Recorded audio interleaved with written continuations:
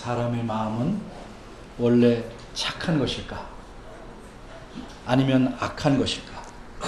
어떻게 보면 사람은 착했는데 점점 나빠지는 것 같고, 어떻게 보면 착하지 않았는데 서서히 착해지는 것 같이 보이기도 합니다.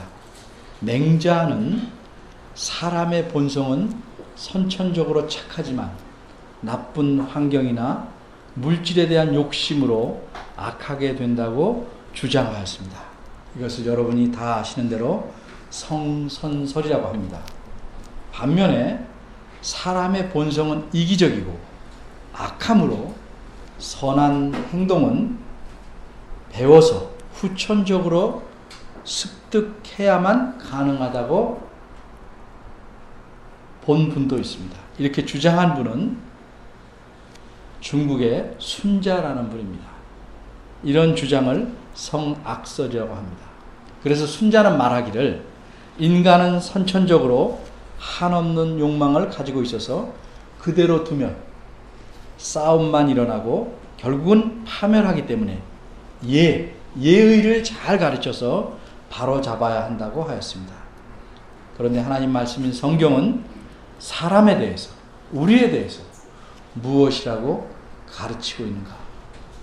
우리가 우리를 모르면 과연 사람답게 살 수 있는 것일까? 하는 점을 생각해 보도록 하겠습니다. 우리가 분명히 알고 믿는 바대로 사람은 하나님께서 창조하셨습니다. 그런데 하나님께서 사람을 지으시고 어떻게 평가하셨습니까?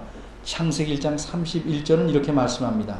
하나님이 그 지으신 모든 것을 보시니 보시기에 심히 좋았더라. 이 말씀이 무슨 뜻입니까? 한마디로 모든 것들이 하나님께서 의도하신 대로 창조되었다. 물론 사람도 하나님께서 의도하신 대로 창조되었다는 뜻입니다. 그래서 하나님께서 만족하셨다는 말씀입니다. 하나님은 선하십니다. 그것도 지극히 선하십니다. 이런 하나님이 사람을 악하게 창조하시고 심히 좋았다, 이렇게 평가하실 수는 없습니다. 그렇다면 하나님은 선하신 분이 아닙니다.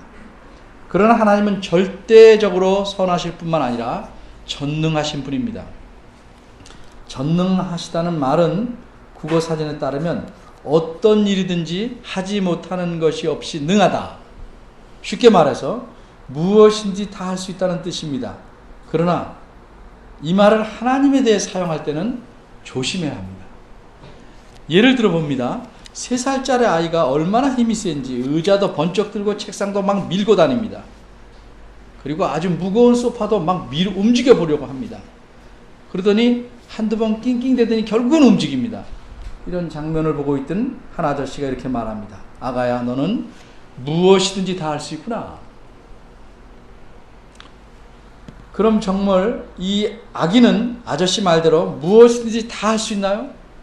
전능한가요? 그렇지 않죠. 3살짜리에게 거는 기대를 넘어설 만큼 힘이 세다는 말을 그렇게 한 것뿐이죠. 따라서 아저씨의 말은 일종의 과장입니다. 부풀린 말입니다.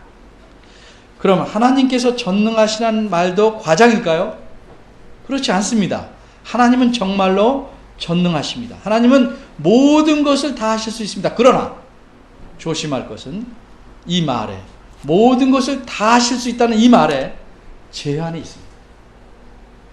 하나님은 지극히 선하시기 때문에 결코 하실 수 없는 것이 있습니다. 전혀 불능인 것이 있다는 말씀입니다. 예를 들면 악한 일을 행하지 못하십니다. 악한 음모를 꾸미지 못하십니다. 거짓말을 하시지 못합니다. 약속을 저버리시지 못합니다. 이런 등등 악한 것, 나쁜 것은 전혀 행하시지 못하는 것은 물론이고 그런 마음을 먹지조차도 못하십니다. 그러기에 하나님이 전능하시다고 말할 때 이 전능하시다는 의미는 못하시는 것들은 빼놓고 하시려고 하는 것을 모두 다 하실 수 있다는 뜻입니다. 더 쉽게 말하면 선하고 의로운 일들만 무엇이든지 다 하실 수 있다는 뜻입니다.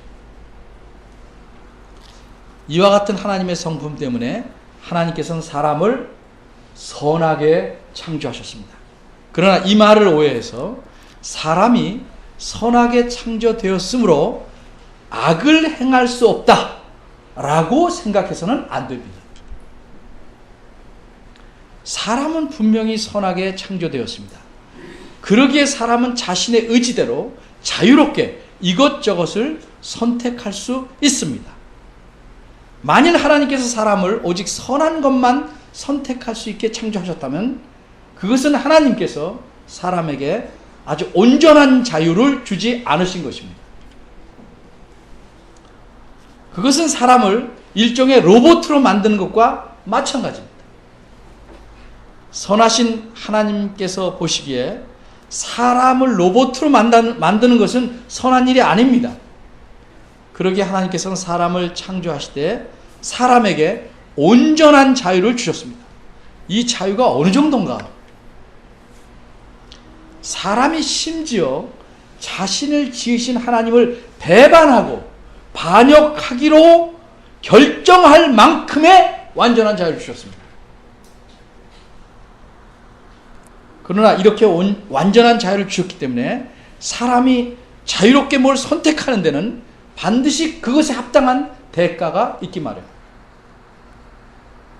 사람은 자신의 자유로운 의지로 하나님을 배반하고 버리기로 선택했습니다. 뱀을 통해 유혹한 사탄의 말을 들음으로써 사람은 사탄과 적극적으로 한패가 되었습니다. 그래서 사람은 죄에 빠졌습니다. 풀어 말하면 사람이 무엇을 선택하든 결정하든지 간에 이제는 이전처럼 선악을 중립적인 입장에서 선택하거나 결정할 수가 없게 되었습니다.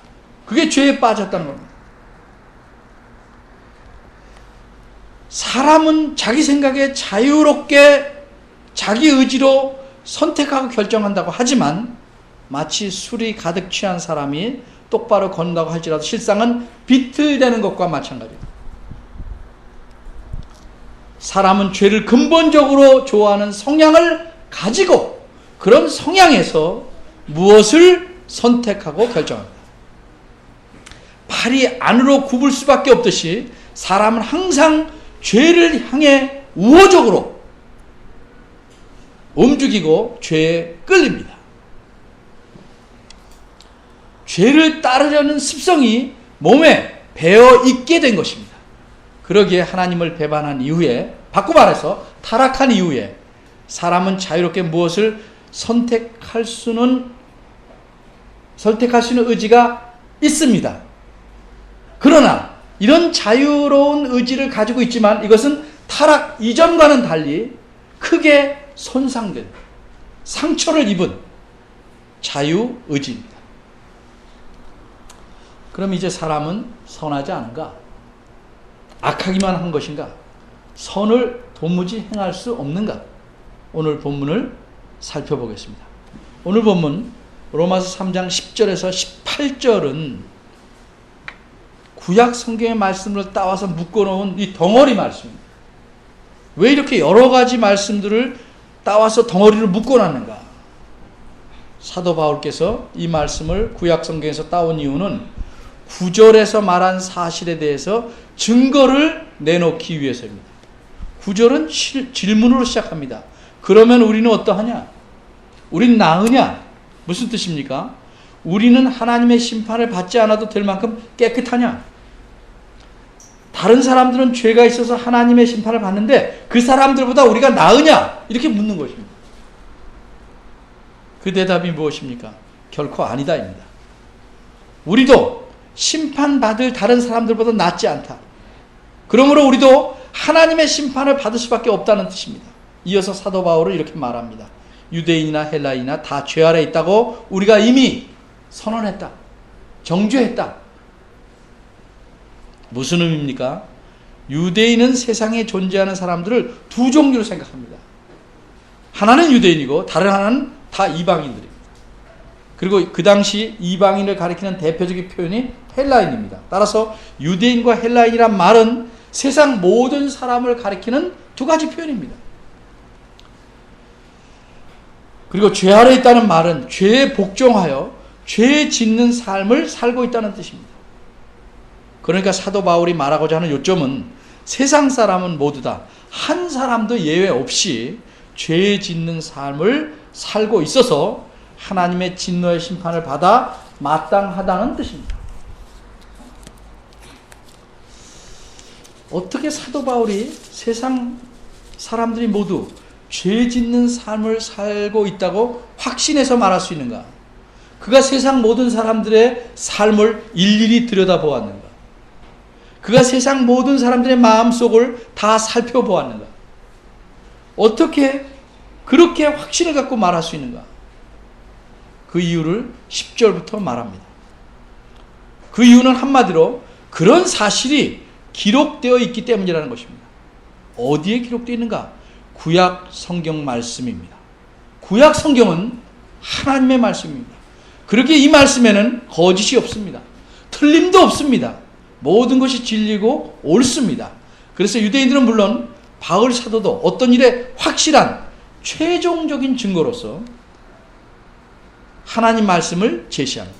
하나님 말씀이 이렇다 하면 더 이상 다른 의견이나 반론을 제시할 수 없는 것입니다.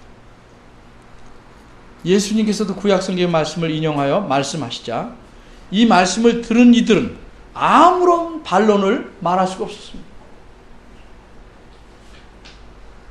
그 반론을 말하는 건 하나님이 틀렸다는 이야기입니다.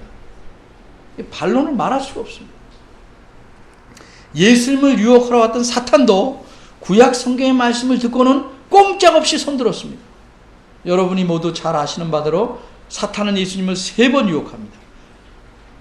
그러자 예수님께서 3번 다 구약 성경 말씀을 인용하여 이렇게 말씀합니다. 돌들로 떡을 만들어 허기진 배를 채우라는 유혹에 대해서는 예수님은 신명기 8장 3절을 인용하셔서 사람이 떡으로만 살 것이 아니오 하나님의 입으로 나오는 모든 말씀으로 살 것이라 말씀하셨습니다. 더 이상 사탄은 할 말이 없습니다. 그러자 사탄은 다시 자기도 구약 성경을 인용해서 성경 꼭대기에서 뛰어내려도 하나님께서 보호하셔도 다치지 않게 하실 것이니 한번 뛰어내려 봐라 이렇게 부추깁니다. 그러자 예수님은 신명기 6장 16절을 인용해요. 주 너희 하나님을 시험하지 말라 말씀합니다. 사탄은 더 이상 어찌 해볼 도리가 없습니다. 그래서 이번에는 또 다른 방법으로 유혹합니다. 이번엔 천하만국과 그 영광을 보여주면서 자기에게 엎드려 경배하기만 하면 이 모든 것을 주겠다고 합니다. 이게 빈말이 아닙니다.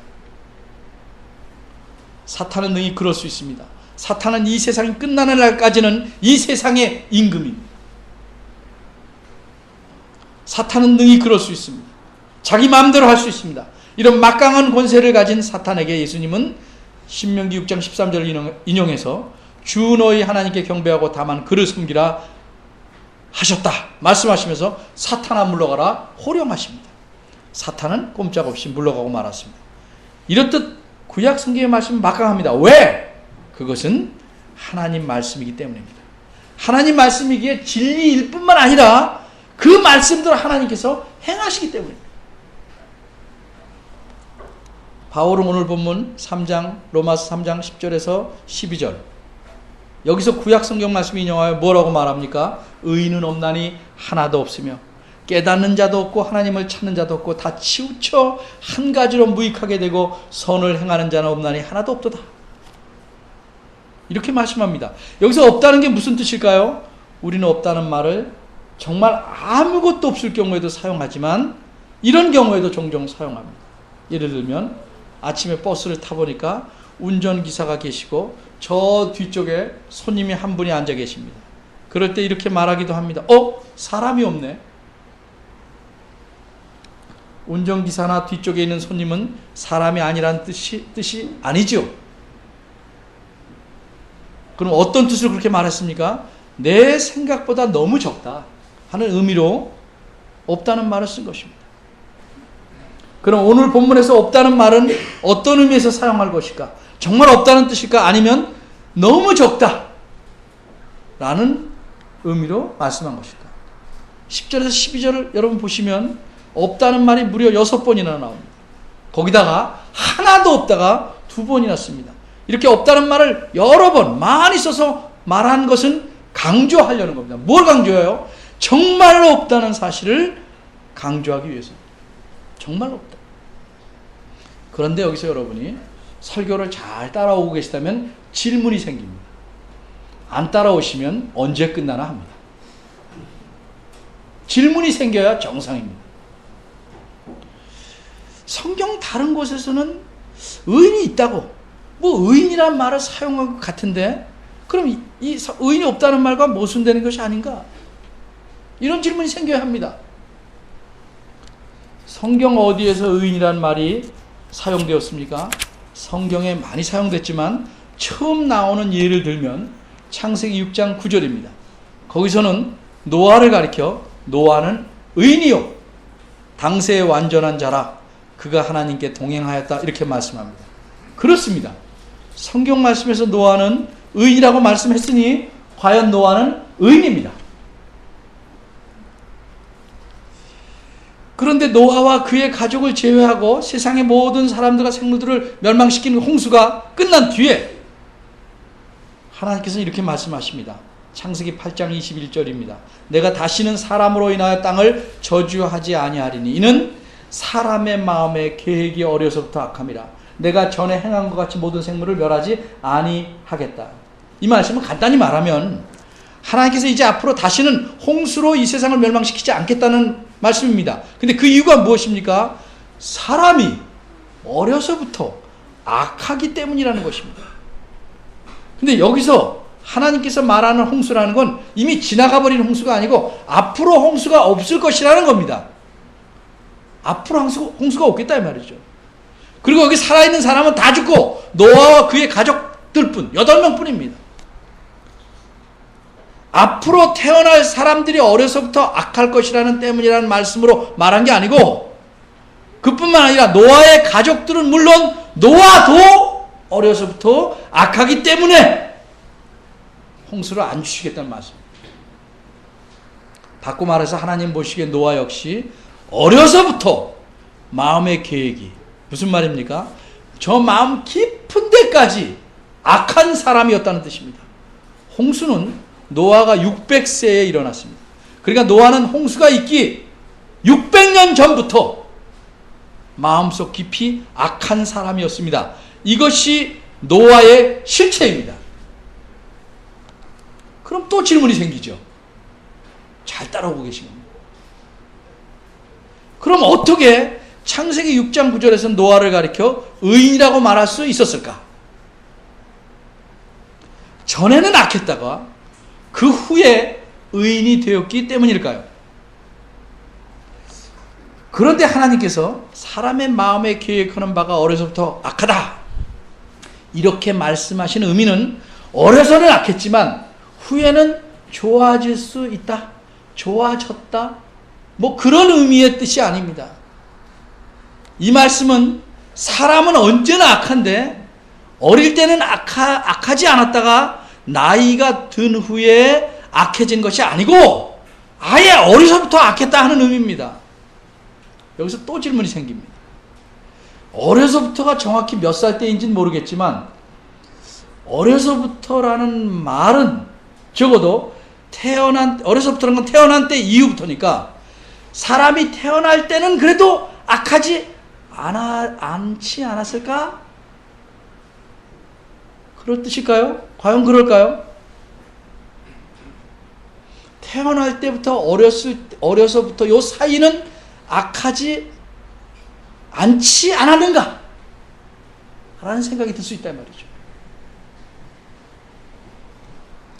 성경의 표현을 빌려 말하면 시편 51편 5절에서 다윗은 이렇게 말합니다. 내가 죄악 중에 출생하였으며 모친이 죄 중에 나를 잉태하였나이다. 무슨 뜻입니까? 다윗 왕의 모친께서 무슨 큰 죄를 지고 다윗을 임신했나요?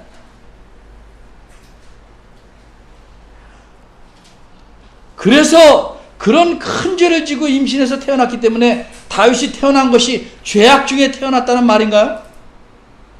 그렇지 않습니다. 다윗이 말하고자 하는 것은 사람은 태어날 때부터 악하다는 사실입니다. 좀 더 정확히 말하면 사람은 태어나서부터가 사람이 아니고 엄마 뱃속에 잉태될 때부터, 즉 사람으로 형성될 때부터 사람은 죄에 익숙한 악한 존재라는 사실을 말하고 있는 것입니다. 그럼 다시 질문이 생깁니다. 그럼 하나님께서 어째서 태어날 때부터 또는 뱃속에서부터 악하다고 노아에 대해서 혹은 사람에 대해서 말씀하시지 않고 어려서부터 악하다고 하셨을까? 하나님께서 말씀하신 내용을 좀 더 자세히 살펴보면 그 이유를 알 수 있습니다. 하나님께서 말씀하신 건 이렇습니다. 사람의 마음에 계획하는 바가 어려서부터 악하다, 이렇게 말씀했습니다. 사람이 자신의 마음에 아주 적은 것일지라도 무엇을 생각하고 계획하는 것은 그 사람이 뱃속에 있을 때는 전혀 아닙니다. 태어날 때도 그런 계획을 갖는 게 아닙니다. 그렇다고 사람이 다 커야만 비로소 무엇을 계획하기 시작하는 것도 아닙니다.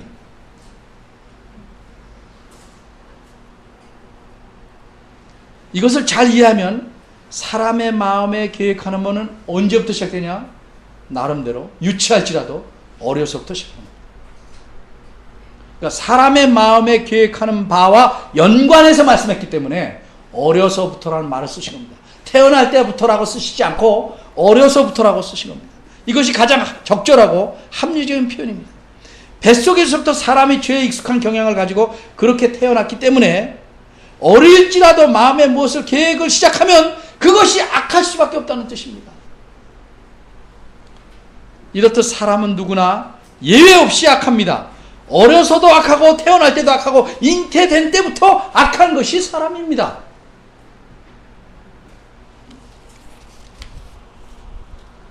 그러면 사람은 이렇듯 악하기에 죄만 짓고 나쁜 짓만 하고 선한 일은 전혀 할 수 없는 것일까요? 사람이 태어날 때부터 악하다는 말을 오해하면 사람은 전혀 선한 일을 할 수 없다는 것으로 생각하게 됩니다. 그런 뜻으로 말한 것이 아닙니다. 아담과 하와가 타락한 이후에 그들에게서 처음 태어난 자식이 누굽니까? 가인입니다. 가인의 경우를 봅시다. 가인은 하나님께서 자기 동생의 재물을 받으시고 자기 재물을 받지 않으시자 어떤 태도를 취했습니까? 창세기 4장 5절입니다. 가인은 심히 분이 여겼고 화가 났고 그래서 얼굴색까지 변했습니다. 그러자 하나님께서 그에게 무엇이라고 말씀하셨습니까? 4장 7절입니다. 내가 선을 행하면 어찌 낯을 들지 못하겠느냐, 이렇게 말씀합니다. 여기서 내가 선을 행하면, 이 말은 내가 앞으로 선을 행한다면 이라는 의미입니다. 하나님께서 이렇게 말씀하는 것이 빈말이겠습니까? 바꿔 말해서 사람이 선을 행할 능력이 전혀 없는데도 앞으로 선을 행한다면 이렇게 말씀하셨겠습니까? 아닙니다. 비록 사람이 사탄의 유혹을 받아들여 하나님께 반역하기로 작심하고 그렇게 함으로써 사탄의 편에 가담하였지만, 이것을 인간의 타락이라고 합니다. 그렇게 하였지만 그렇다고 해서 선을 행할 능력을 모두 잃어버린 것은 아닙니다. 그러기에 하나님께서는 가인에게 앞으로 선을 행하라고 강하게 충고하신 겁니다. 이처럼 사람은 타락해서 부패했지만 선을 행할 능력은 갖고 있습니다. 따라서 인간이 부패했다는 것은 선을 행할 능력이 전혀 없이 절대적으로 부패했다는 뜻이 아닙니다. 선을 행할 능력이 전혀 없을 만큼 그렇게 철저하게 부패됐다, 그런 뜻이 아닙니다. 이걸 줄여서 신학적 용어로 절대 부패가 아니라는 말이에요. 약간 어린이들에게는 어려운 말이지만 인간에게는 선을 행할 자유의지가 여전히 남아있다는 뜻입니다. 그런데 타락하기 이전처럼 온전한 자유의지는 아닙니다. 타락으로 인해서 손상된 자유의지입니다. 어느 정도나 손상되었을까? 선을 행할 능력이 있다는데 어느 정도나 손상되었을까? 지금으로부터 400년 전쯤인 1618년에 네덜란드의 도르트라는 도시에서 네덜란드 교회들 전체 회의가 열렸습니다. 이 회의가 개회를 해서 시작해서 다 끝날 때, 파할 때까지가 7달 걸린 회의입니다. 근데 7달 동안 개회만 하고 흐지부지 하다가 7달 뒤에 끝난 게 아니고 진지한 토의가 154번이나 있었습니다. 그러니까 거의 매일 모여서 의논한 겁니다. 154번. 주일날 안 모이고 주 5일째로 모였다고 생각하면 매일 모이고 매일.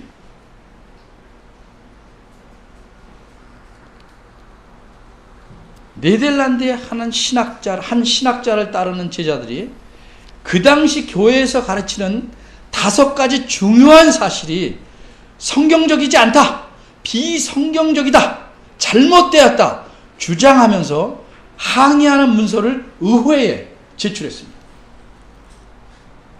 그래서 7달에 걸쳐서 교회 전체 회의에서 그 주장들이 과연 옳은가, 그런 항의한 주장들이 옳은가를 성경에 비추어서 샅샅이 다시 살펴봤습니다. 그들의 주장 중에 한 문제가 인간의 자유의지에 대한 것입니다.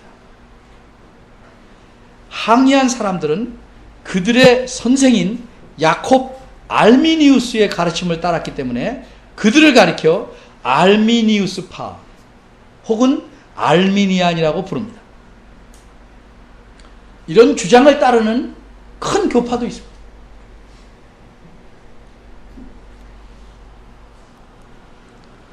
이들은 사람에게는 자유의지가 있어서 예수님을 믿고 구원을 얻으려고 그런 선을 행하는, 그렇게 자신이 선택할 수 있다고 주장합니다. 간단히 말하면 사람이 스스로 깨닫고 결단하여 구원에 이를 수 있을 정도로 선을 행할 수 있다는 겁니다. 여러분이 이 주장에 대해서 어떻게 생각하십니까? 옳습니까? 아닙니까? 옳다 아니다의 근거가 뭡니까? 전체는 아니지만 어떤 경우에는 그럴 수 있다고 생각하십니까? 여러분, 에베소서 2장 311쪽입니다. 보시기 바랍니다.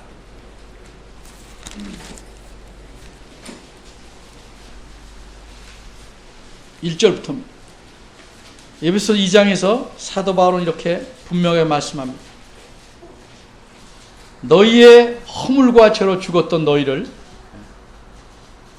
살리셨다는 말은 조그만 말입니다. 너희의 허물과 죄로 죽었던 너희. 여기서 너희는 누굽니까? 이 편지를 읽는 에베소 교회의 교인들입니다. 대부분 이방인들입니다. 오늘 본문인 로마서 3장 9절의 표현대로 말하자면 헬라인이라고 말할 수 있습니다. 근데 이들이 이전에는, 예수님을 믿기 전에는 죽었었다고 말합니다. 여기서 죽었다는 이 말은 진짜 육신이 육체적으로 죽었다는 의미가 아닙니다. 다른 의미로 죽었다고 말한 겁니다.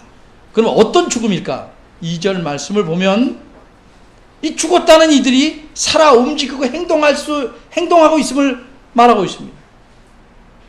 그러니까 육체적으로 죽은 게 아닙니다. 이들이 어떻게 살아 움직였습니까? 이들은 이 세상 풍속을 쫓았습니다. 이들은 공중의 권세 잡은 자, 즉 사탄의 뜻에 순종했습니다. 물론 이 말은 매번 무슨 일을 할 때마다 사탄의 지시에 따라 움직였다는 뜻이 아닙니다. 그런데 이들만 그렇게 살았던 것이 아닙니다. 3절에는 무엇이라고 말합니까? 전에는 우리도 이렇게 말씀합니다.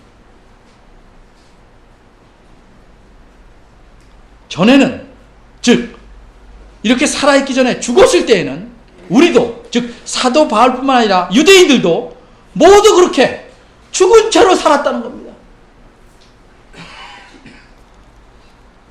구체적으로 말하면 세상 풍속을 쫓고 사탄에 순종하며 살았는데 그게 정확히 어떻게 살아온 것일까? 3절은 분명히 이렇게 말씀합니다. 우리 육체의 욕심을 따라 지내며 육체와 마음에 원하는 것을 하였다.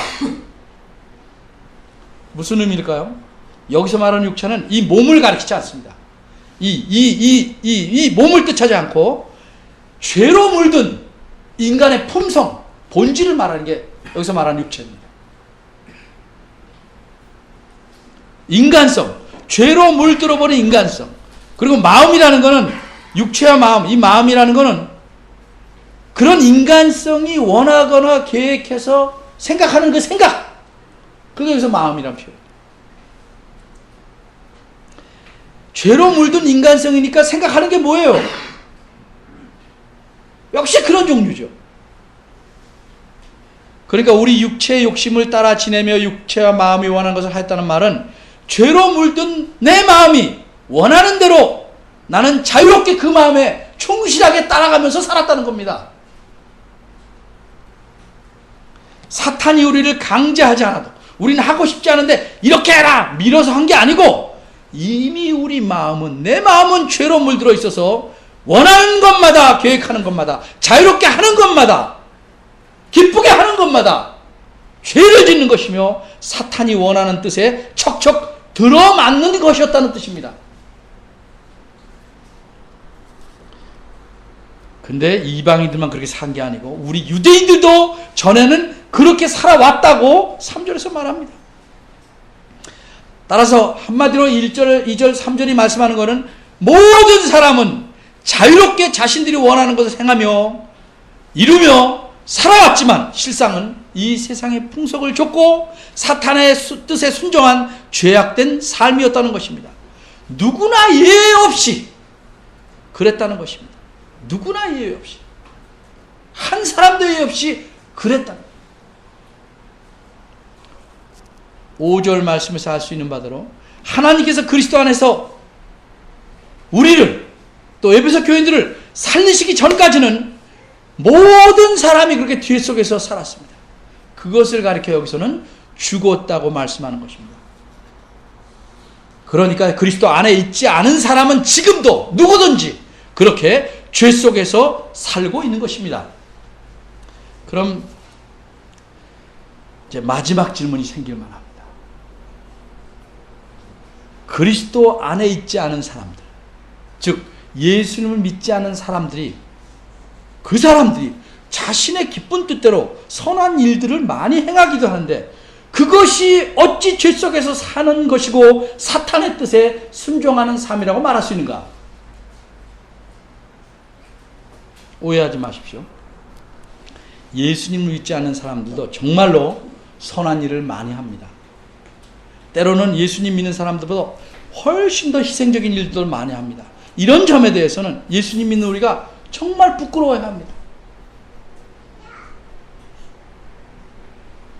예수 믿고 나서 아주 선한 일에 끄는 사람도 많아요.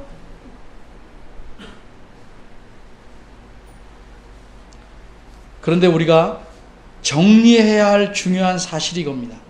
사탄의 뜻이라는 것은 사람이 보기에 어떤 악한 일을 하는 것만 사탄의 뜻이라고 생각해서는 안 됩니다.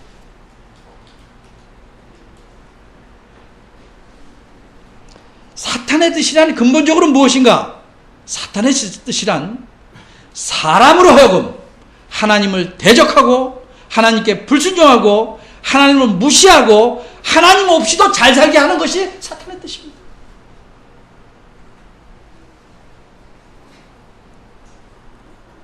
그리고 이렇게 사탄의 뜻에 따라 사는 것, 하나님과 무관하게 사는 것, 하나님이 원하지 않는 방향으로 사는 것, 이것이 성경이 말하는 죄 속에서 사는 겁니다.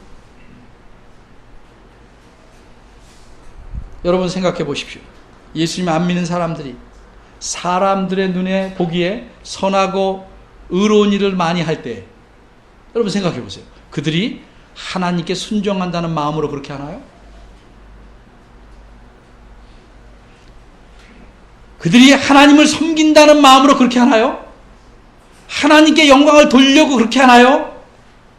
그들은 하나님과 무관하게 그런 일들을 합니다. 그러게 그들이 하는 일 자체는 착하고 선한 일이지만 또 칭찬할 만한 일이고 우리도 힘써서 해야 할 일이지만 그 일들은 하나님과 관계가 없는 일입니다. 그러게 예수님 믿기 이전에 행하는 어떤 선한 일도 나라를 구하는 일이라 할지라도 그건 하나님과는 관계가 없습니다. 바꿔 말하자면 그런 일들로는 사람이 하나님 앞에 아무도 구원 얻을 수가 없는 것입니다. 그러기에 에베소서 2장 8절 9절에서는 구원은 하나님의 선물이고 행위에서 난 것이 아니기에 아무도 자랑할 수 없다 이렇게 말씀합니다. 이제 정리해 봅니다. 첫사람인 아담과 하와가 사탄의 제안에 따라 자발적으로 하나님을 반역하고 배반하였습니다. 그 결과로 모든 사람은 누구나 한 사람도 예외 없이 그 심령이 본성이 부패했습니다. 다른 말로 모두 죽었습니다. 모든 사람이 예외가 없다는 의미에서 전적입니다. 전적.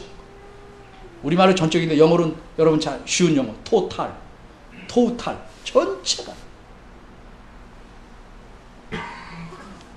죽은 자가 자신을 살릴 수 없듯이 사람은 스스로 자신을 구원할 수 없습니다. 다시 말해서 한 사람도 예외 없이 누구나 부패해서 스스로 하나님을 기쁘시게 하려거나 하나님의 구원을 얻으려는 그런 선한 자유의지가 없습니다.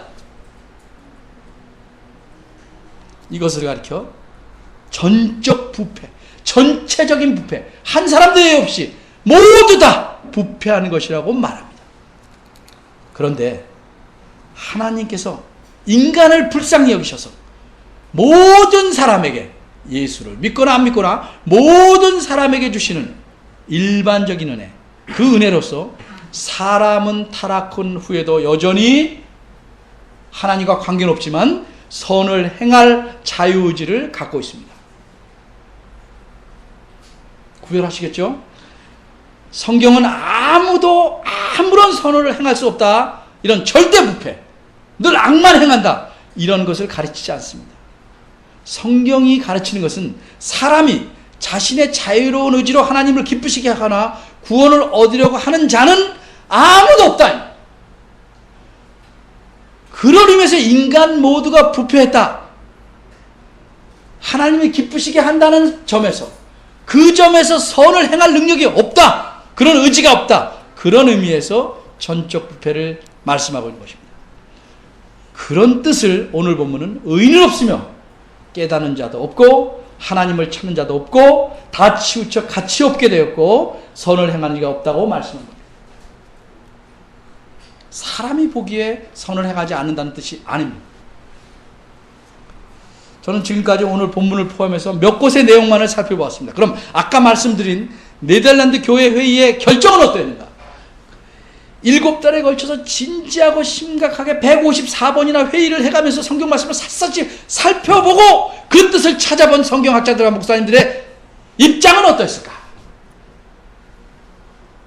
그들은 이렇게 결론을 내렸습니다. 알미니우스파의 주장, 다시 말해서 사람에게는 하나님을 기쁘시게 할 선을 행할 자유의지가 있어서 예수님을 믿고 구원을 얻으려고 자기가 선택할 수 있다는 주장, 다시 말하면 사람이 스스로 깨닫고 결단하여 구원에 이를 수 있다는 주장은 성경의 가르침과 반대되며 따라서 이단적이다, 이렇게 결론 내렸습니다.